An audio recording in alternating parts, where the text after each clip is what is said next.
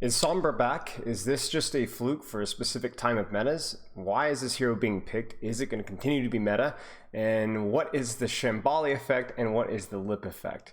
A lot of things to kind of unpack in today's videos. However, there's really only one match we're going to be putting particular attention to, and ironically, it is not the match where Lip is playing. Why are teams playing Mei Sombra? Now, if you're here for the shock matchup when they lost playing Mei Sombra on the Rialto matchup, I would recommend checking out that video linked in the description. That's a little bit of a different circumstance, a little bit of a different matchup. Today, I'm going to be focusing on the Mei Sombra matchup, specifically in the brawl mirrors, whether that's on Havana or more often than not on Shambali. And while we're on that topic, let's start with a talk about Shambali. You see, Shambali is one of the most unique maps in all of Overwatch. It provides longer sightlines, but in awkward places.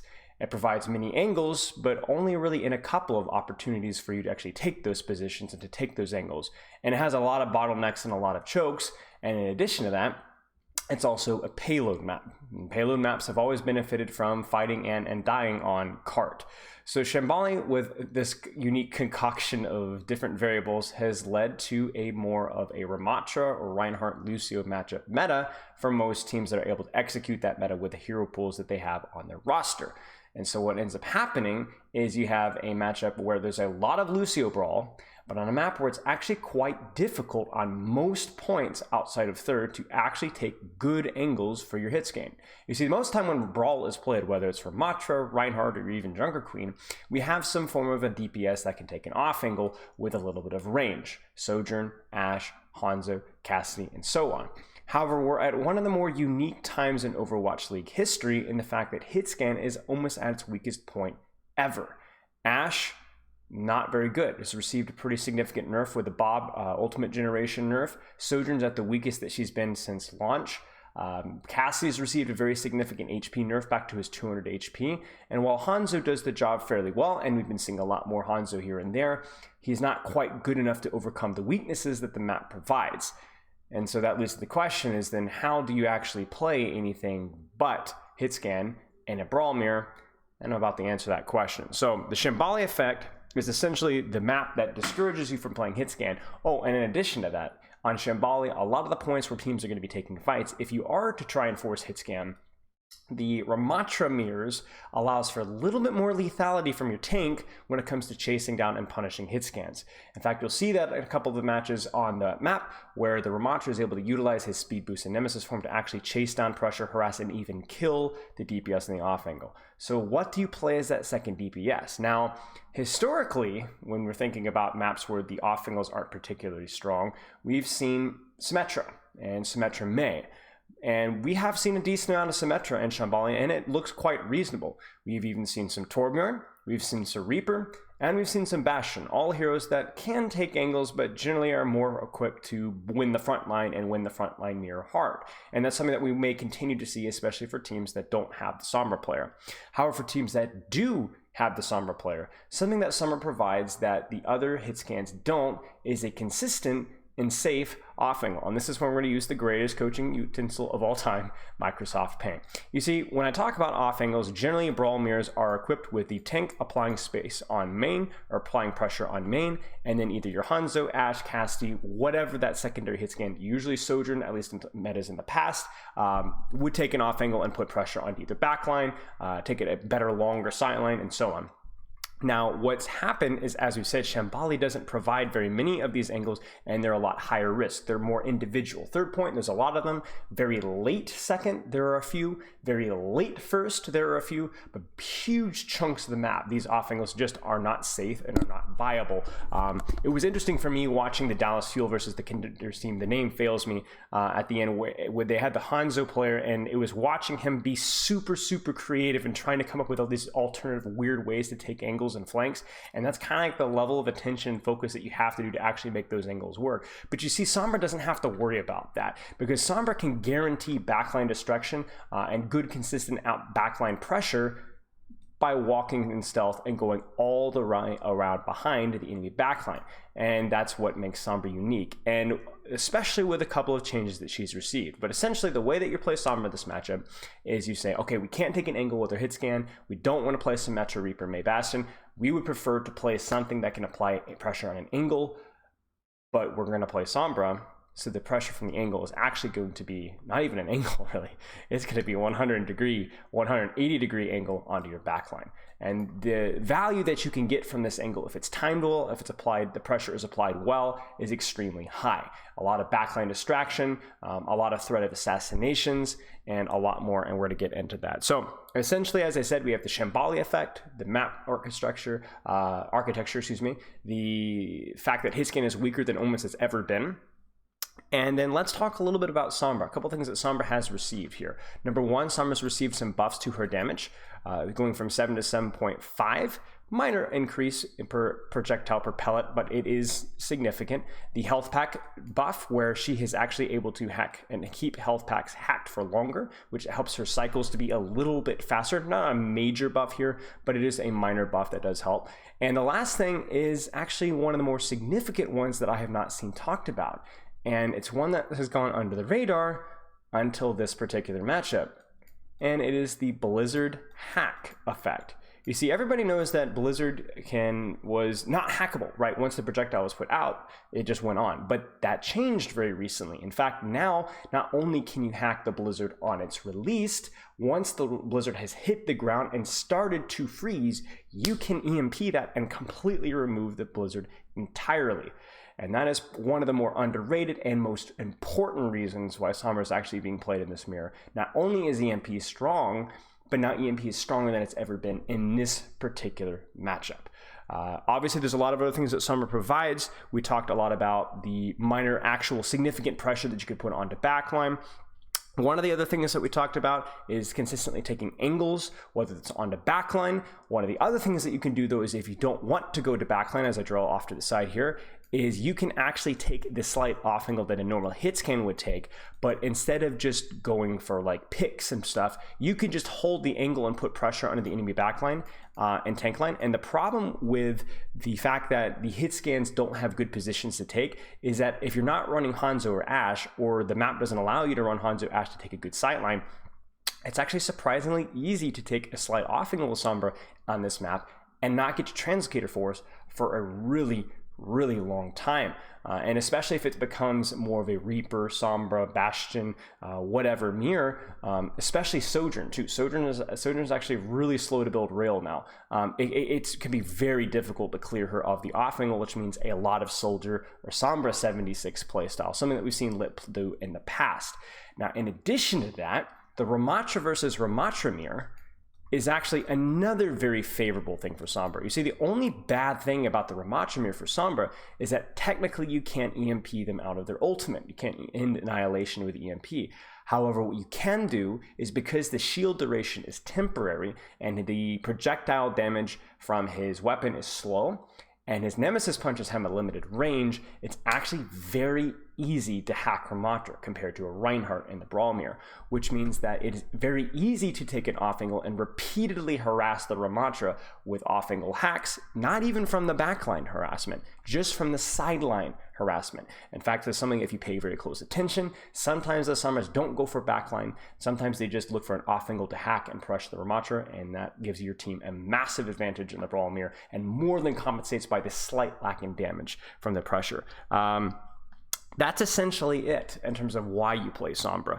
Let's keep going on. There's a couple of little details that don't have to do with specifically Sombra. One of them is that the faster cycles in the Brawl mirror is something that Sombra benefits from as well. I guess that's the last thing I would mention, is that generally when you're talking about Sombra and Dive mirror, because she has to be worried about her translocator being destroyed, because Diva, Ball, Winston, Sombra, and Tracer all can destroy her translocator pretty easily, so she has to be very safe and deliberate with where she places her translocator. In the Brawl mirror, outside of occasionally Lucio's looking around and obviously the enemy Sombra, there aren't a lot of threats to your translocator, so you could be a lot greedier with your placement, and that means for faster cycles. So you don't have to put your translocator way over in a corner in the back line. It can actually be pretty close. It means that when you get your locator forced, you're not actually out of the fight for very long. You can get right back in it much faster.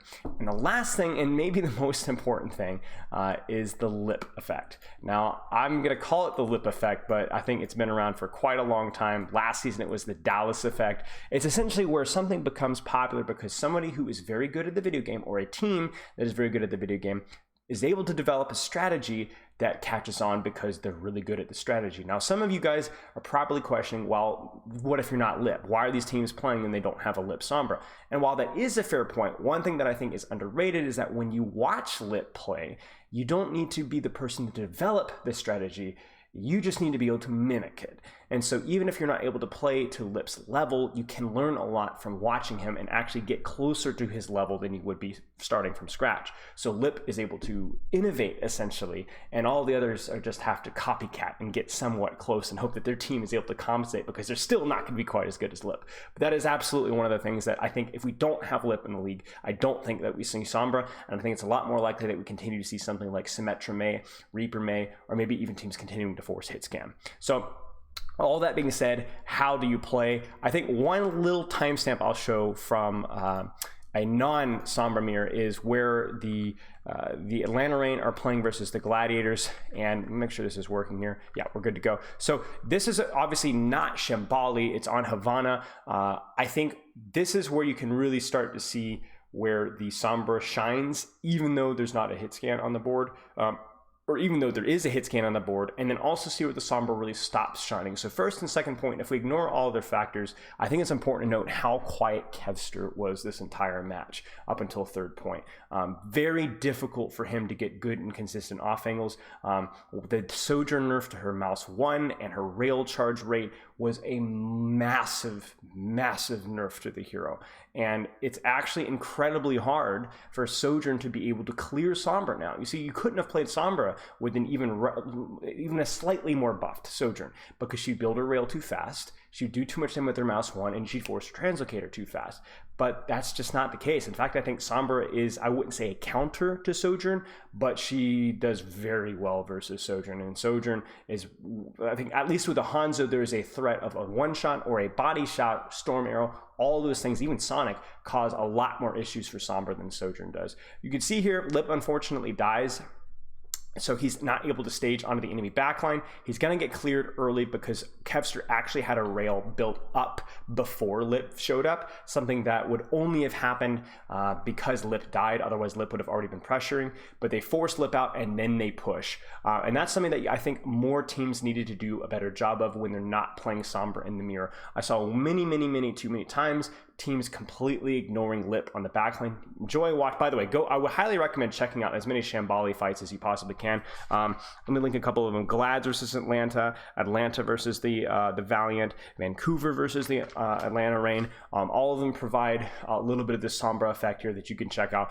But a lot of these teams didn't give Lip enough respect, and it meant that Lip was either living in the backline for a million years building EMP and or assassinating and distracting and forcing cooldowns to the backline. You see, May, Lucio, Bap, all these heroes, even though Sojourn isn't very good at clearing them out, they can clear her out, and I think too many teams just flat out ignore the Sombra. So anyway, long story short, Glads are able to clear out the Sombra here, and you're going to actually notice that Glads are getting super, super hard snowball, but are actually able to hold on third. Now, you can make a good point that third point is very defender-oriented, regardless of what you're running, but I also want to point out that the map has expanded and opened up, which makes it a lot harder for the Sombra to get good value, because Kevster actually has angles, high ground, and sight lines to get value and charge out of the Sojourn. So now let's actually move on to the May Sombra mirror. Now, I'm not going to comment as much about who I think the better Sombra is. I do think Happy overall performed a little bit better. I'm going to give you a couple examples why, but I think the main takeaway here is that this is a situation where you look at Houston, you look at Shock, and you're like, why are these teams not running Hitscan? Remember what I talked about earlier. This is a perfect example that, at least in the West, the understanding or the opinions of the meta have shifted to where Sombra provides too much value in these brawl mirrors, the EMP, the angles that she can take, and the fact that the other hitscan don't play as well. Now, I want us to slow down this neutral really, really carefully here. As we're basically walking out of the spawn door, we have a little bit of a spawn camp set up from, I believe this is the Shock. Yes, the Shock have a little bit of an off angle. Now, Proper has an off angle onto the Ramatra, and you're going to have an off angle from Happy as well. Proper goes for the hack on Fearless. It's a little bit early, and it doesn't get a lot of pressure. So Happy gets his locator force. There's the wall. And this entire time, do you notice how they're able to put pressure from their off angle Sombra consistently? And look at the pressure here. Look at the pressure. Look at the pressure. And then here in the mid brawl. Happy retakes the angle, watch Max HP, 3, 2, 1, push, hack, everybody walks forward. Max doesn't respect it enough, and now Max dies. And that's something that I think Outlaws was doing a little bit of a better job of, something that Atlanta Reign does really unbelievably well, is synchronizing the timing of the Sombra on the back line with the pressure from the front line. Okay, so let's keep going.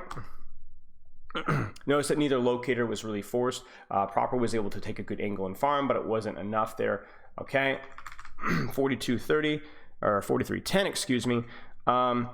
This is something that I think Proper was consistently poor at for the most of the series, and the timing is really, really important, because even though Sombra is harder to clear in this meta than in others, it's still very important that you're always showing up at least a little bit late, if not more late than usual. So if you notice here, Proper's going to go for backline pressure on Shu, but if you notice, there's really no pressure at all from either team. So what that means is they're going to be able to turn on Proper, immediately clear him out. At best, he forces a Batiste shift, and that gives Houston a big, big window to actually push forward here. Now, I want to point out that they actually mess up pretty badly here. Proper's wildly out of position and very punishable right now, but Pelican can't quite destroy the Translocator and actually dies for it, which is really, really funny. I know the casters are very confused. He's trying to destroy Translocator here. I think if Houston plays this one a little bit better, Proper just dies and Shock messes up. So very important that you get the timing correctly here.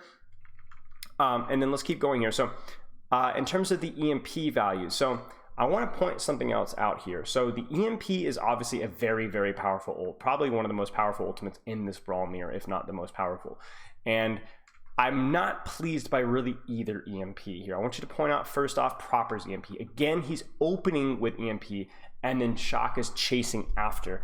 If you watch Atlanta Reign executing this exact same combo, people were getting one shot. It was bam, bam, bam, bam, over and over and over. That like one shot timing was like, we're killing Mays, we're killing Lucios, we're one-shotting Ramachos right through their nemesis. And that was something that Shock's timing just wasn't there. The team play wasn't there. In addition to that, I think Happy's EMP, even though it is a bit more mid-fight, is also not quite as good. You see, you forced a lot of cooldowns here. You've also back windowed. You don't need to EMP. You need to continue to pursue and push the advantage that you have now, right here. And imagine an EMP now.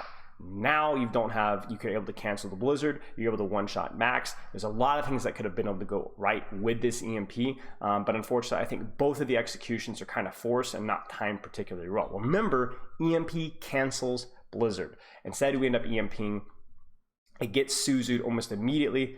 It gets Suzu'd almost immediately,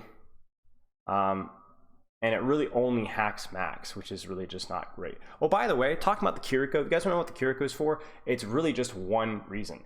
Suzu. Suzu for EMP, Suzu for Blizzard. I cannot tell you how many times Finn's Suzuing Max on a Blizzard. In fact, it actually happens this fight, just completely saves Max's life, because the Ramatra is really one of the easiest person to lock down with the Blizzard, but if you just have Suzu, it doesn't work. It literally doesn't work. So you're going to see Happy actually adjust to this later. Okay, let's keep going. So I want you to watch the timing from this pressure here. Watch Happy. This is exactly what we talked about. So he knows that he has EMP and that they have Blizzard. So that Finn is able to cancel either one of these, if not both, with Suzu. So he needs to force the Suzu early, or at least cause a distraction. So look at what happens. Happy goes for the backline, gets the hack on Finn. The Lucio isn't there. There's nobody there for Finn to help him peel. So he's getting low. There's a Suzu. Now we see the ultimate from Pelican, and now Max is going to die. And this is a great little adjustment from Happy. Backline pressure in general with Sombra in this matchup is good. Like I said, Sombra can take any angle that she wants, but it's especially important versus the Kiriko, because the Kiriko Suzu is better than Lamp when it comes to actually countering ultimates. Forcing a Lamp is good, but it's not even necessary to kill the guy through it. The Suzu, however, just completely negates the Blizzard entirely, and it's very important that you force it. So really nice adjustment from Happy there, and also excellent timing. Notice that he was a little bit late, so there was no way for Finn to get any peel at that point in time. So I only have Sombra diff type here, and I think you guys are going to kind of see what I'm talking about here. So we talk about the neutral value of the Sombra hack. Notice that both Sombras are establishing a position on the off angle, but the mistake here from Proper is that he hacks now, and he hacks the Mei. The Mei hack is okay if you're able to put a lot of pressure on the Mei. In fact, it's very important if you're able to do that to try and avoid using your ice block, but we've seen that a lot. If you're able to time pressure with the Nemesis and the hack, you can immediately force the enemy Mei's ice block, which is a huge cooldown to force. Unfortunately, Proper really really flubs the timing. And Pelican doesn't even need to come anywhere close to using his ice block. He goes completely by himself. That's going to force not only Proper out of position, but out of the fight. Now watch Happy.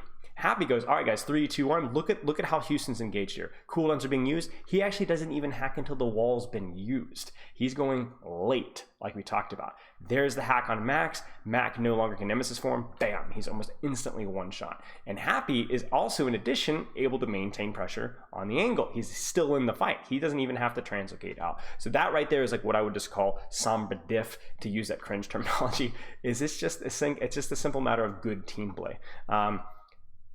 And I have a question mark on this timestamp here, so I'm shocked to see what this is. Oh yeah, this is just terrible for Proper. So Proper actually needs to do one of two things. He either needs to hide behind cover and take an off angle on the Ramatra, okay, one of these two angles here, just like we saw in the previous fight, or he needs to go all the way in the backline and pressure back Lucio. The problem here is he hacks the Lucio, but he hacks the Lucio right in front of the entire enemy team while standing out in the open. So again, easy translocator force. Now he's out. Now they're playing a man down. Really, really not the greatest Sombra play. I don't think Proper was bad at Sombra by any means, but I don't think that there was a definite gap between him and Happy, much less so him and Proper. And I think that's one of the cool things about Happy. I actually think, I've always thought that Happy's had a fairly decent Sombra, and it really showed itself in this matchup particularly. Okay.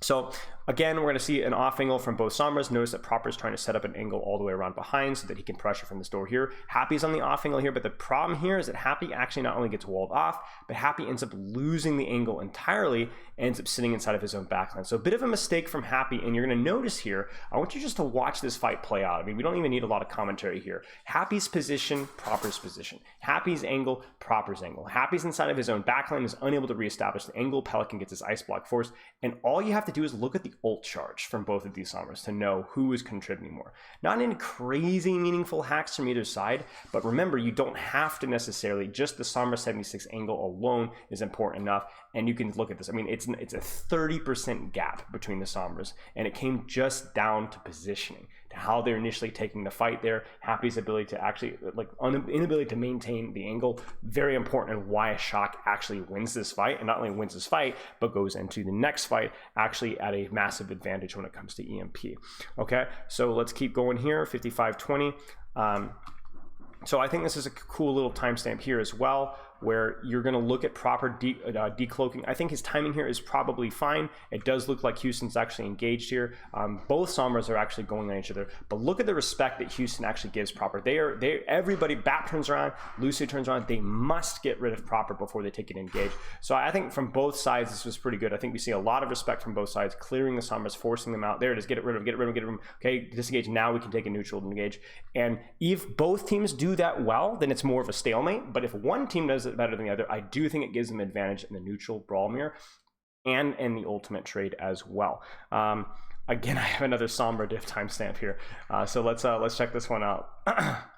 So really nice angle from Happy. Oh, I remember this one. So Happy gets his, he's out, he's translocator forced, and then this is just a little bit inexplicable, maybe some bad pathing from Proper, but if nothing else, he really is too early. The Kiriko ult is used, but he needs to be following up a little bit later. So once again, Proper gets his translocator forced almost immediately. Houston has already clearly started their trade, and then at that point in the game, now Happy is EMPing, and that's basically the fight right there.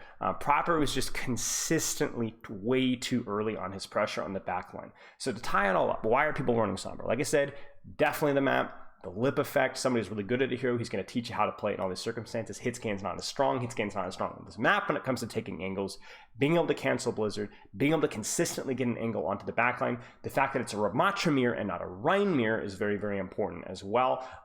You'll see more Symmetra, I imagine, in Rhine mirror.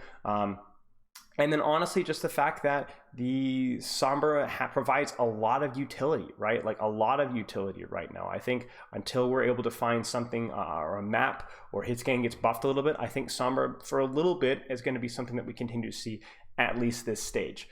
Moving forward, not too sure. It's going to be entirely on the meta, but it's definitely a unique take, and I think it's something that we can all learn at least a little bit from. Hope you guys enjoyed the video. Let me know if you have any questions in the comments, and I'll see you in the next one.